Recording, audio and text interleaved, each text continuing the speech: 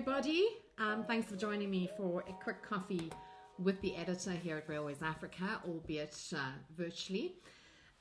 This is actually quite exciting news, and I think if the team can just take me back a step or two in terms of how this deal came about. We had been looking at, with interest at I guess, both the rail infrastructure space as well as the renewable power space for quite a while. Over the years, we've been involved in a number of rail-related projects, largely for PRASA, a couple of projects in the railway modernization program. We upgraded a number of rail stations, the biggest one being the Mabopane station, which was completed about 18 months ago. But we'd also done a few commercial developments within the rail infrastructure space. And we were looking to obviously extend the breadth of our service providing or service provision in that rail space. And I know some of the guys at the holding company, previous holding company that owned Tractionel Consolidated Infrastructure Group, and I was aware that the business was being sold.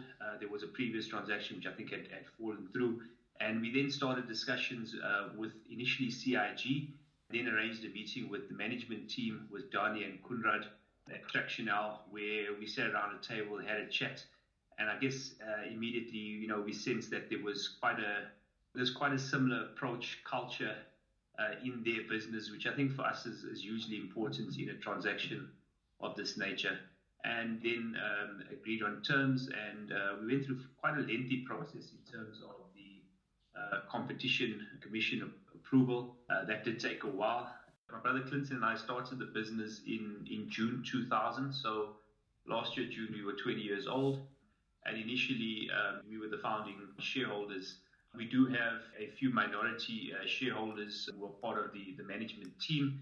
But about 7 years ago, we completed a transaction with the National Empowerment Fund, the NEF, where they acquired 25% of our business. And just to confirm, that was at the holding company level. So the holding company is Crowie Holdings, and the NEF are a shareholder alongside ourselves within the holding company, Crowie Holdings. Crowie Holdings owns Enza Construction 100%. It's a wholly owned subsidiary. And as I was saying earlier, the Tractionel transaction was structured on the basis that Tractionel is a wholly owned subsidiary of Enza. So, the shareholding comes really from the shareholding within the holding company. And as you know, the NEF shareholding is regarded to be black as well. So effectively, we are a 100% black owned, but I think importantly, black controlled business. Okay, so coming off the back of this acquisition and the fact that it has taken a bit of time, and the role that Tractionel has played in industry for as long as I've been in this industry, how are you feeling about this acquisition, and what are your thoughts on it? No, I think it is a great opportunity for the company and its employees. I think the most important thing is that, first of all, it secures about the livelihoods of 250 plus employees and their families. I think that is the most important thing in the industry that we're in, and also the market that we're currently surviving in. And over and above that, I think it creates other opportunities for the business to venture into larger projects with the civil capacity of Enza and the proven track record that they've got.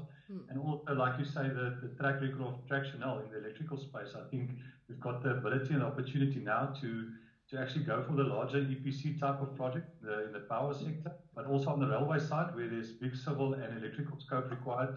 I think it puts us in a good position to go for the larger projects, execute them as South African companies. And I think the other big thing is that we should not forget is we come from a family-owned business background, and so does Enza. And I think that is now, it's nice for us to be part of that family culture, again, if I can call it that, which brings another dynamic to the business and the execution of the works. Okay, so putting the two businesses together, I mean, are you going to keep Tractionel as a name, or is it just going to fall in under Enza Construction and it'll be a rail division? How is this being packaged? It's been structured along the lines of, Tractionel will maintain its identity. It is a separate company, although it is a wholly owned subsidiary of Enza Construction. The idea is to maintain the current processes and systems, but at the same time integrated into the overall Enza business. From a management point of view, there will be obviously strategic input from an Enza level, but I mean, one of the reasons why we invest in the business is that we have a lot of confidence in the management team, a lot of confidence in their systems and processes, so it won't be change for the sake of change, but there will be a level of integration into the business. Having taken the last 5 years of the rail sector, the state of our rail, I know that there is quite a lot of opportunity just from a South African perspective, but business has been slow. Are you seeing a change? Are you hopeful that there will be some quick movement in projects? So yeah, I think it's no secret that in the last 2 to 3 years there was not real action on the Plaza and Transnet side of work to be executed.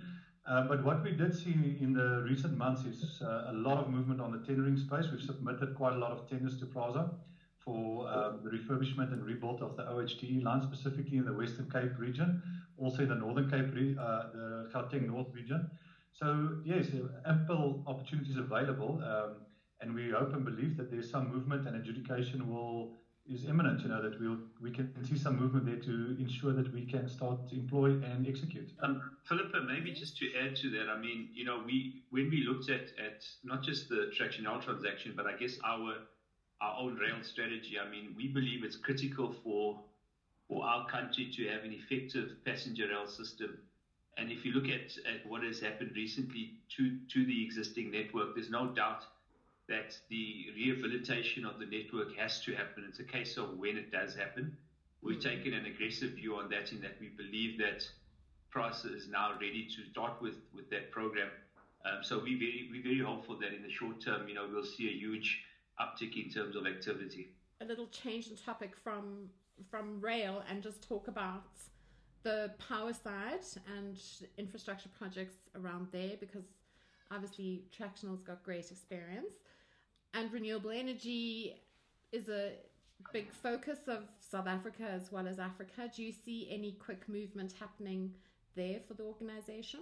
So I think all of us know at the moment it's a race to the bottom on the cost of energy. Everybody wants cheaper and more cost-effective solutions, and it's an industry that we are well familiar with, that we've executed a couple of projects during the round 2, 3 and 4 of the previous renewable projects. Currently on the risk mitigation, that the 8 preferred bidders were announced a couple of weeks ago on the risk mitigation side. And then the round 5 is the next big thing that's coming out, and we believe that financial close on those will be early next year, where financial close for the risk mitigation is as early as July, we believe. So there's huge upswing and movement there, huge opportunity, but we also see the likes of international developers entering into the market, trying to get a footprint in the market. And I think that is where Enza and Tractionel can be of almost, I want to call it a fully wrapped EPC or EPC solution, bringing the civils and the electrical scope of works together to deliver a project to either the EPCs or to the developer at the end of the day. But Philippa, just to add to that, I mean, we as Enza, we were involved, I think it was in the first or second round, with the development of the Bokport's concentrated solar power plant, 50 megawatt plant for Aqua were the developers, and it was a project where we participated as an EPC partner with 3 Spanish technical partners, and we also undertook downstream civil works as well. So I think in terms of our understanding and our experience within the renewable space, I think it really complements what Danie and the guys do. And as Danie was saying, I think when you put us together, we can then start to look at offering, total solutions rather than just individual services. Are you guys looking into Africa? I mean, are you working within the SADC region? Is there anything exciting happening there for you? We've put in a couple of tenders out in the rest of Africa market. We believe there's so many opportunities locally that we can pounce on now as a team. So our focus would remain most probably on the local market, but we've got some things that we're looking at in our neighboring countries that might be of opportunity to us to venture into that. Rowan? Yeah, Philippa, we've from an Enza perspective, we've pretty much got our hands for dealing with infrastructure projects in South Africa. And as you know, I mean, we look at everything from the health sector all the way through to education, social housing and the like. So it's very much an infrastructure play. But I think in terms of the rest of Africa, our strategy has been to rather follow specific clients and opportunities rather than have a focus to be in a particular country or region. So, we have undertaken projects East Africa, Zambia. So we have looked at projects outside of South Africa, but at this stage, I think it's really going to be a case of following the opportunity. And then just a general view, I think, from each of you, if I can have a statement from each of you that talks about the deal. A great opportunity here for a local South African company to be 100% black owned in the industry that we play in. And I think the opportunities coming out in the railway opportunity, the railway space more or less is going to be an opportunity where they're going to look after local market, local industry and local employees and local labor force. So with the Enza deal coming about and giving us that opportunity to move into that sector more aggressively, I think it's going to be good for the company for the future growth and potential return on investment that we can offer to Enza and its shareholders. As Tractionel, we've got 40 years of experience in the railway industry. We know our trade, we know how to execute, and all that we need is partners that can take us to the next level. And I think in Enza we found that partners that knows the game as well, that knows the industry very well. And in the past has tended on projects that's a turnkey solution, your larger infrastructure railway projects. Enza has been involved in all of those in the past. So for us as Tractionel, being a niche OHTE company, it opens up the opportunity to be part of a bigger turnkey solution, I can say.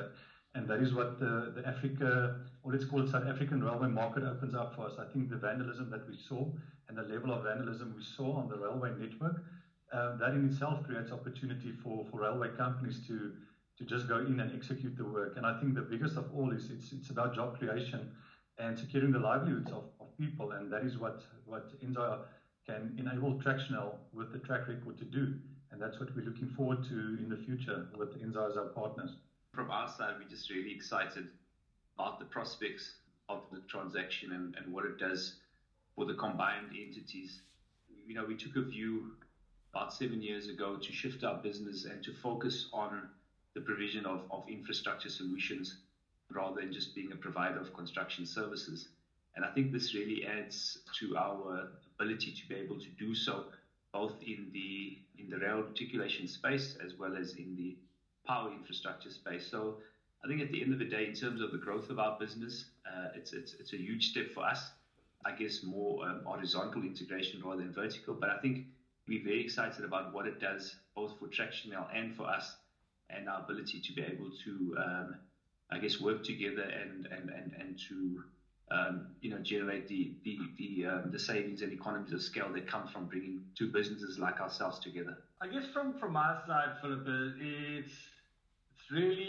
it's bringing the two companies together, two cultures together. And the one thing that excited Rowan and I when we met with Danie and the management team was that they've got a culture of doing things together, getting things done properly. They come from a family business and evolved into a listed entity. And I guess it's a similar journey to what Rowan and I have started 21 years ago. And the ability now to bring the two companies together, we know that power is a major problem in South Africa. Investment into rail needs to happen. And it's bringing the two companies together and offering these solutions that can make South Africa a better place, and also looking out into the rest of Africa, where potentially, we've seen what the mining resources sector has been doing in the last 12 months, and hopefully that continues to thrive. And hopefully, as a business and jointly, we can provide these power solutions to these mining houses to get them off the grid, get them off the Eskom grid and stuff like that, and not be subjected to the downtimes of Eskom. So from our point of view, it's very exciting. We look at the EPC opportunities between the companies together, and how we can leverage off each other and grow together. Well, I think it was a very good time to put the deal together, especially with COVID and the impact that has had, I suppose, on everything. So the ability to be able to just take a step back, conclude the deal, and now be ready to go to market. I think the timing is good. The timing is right.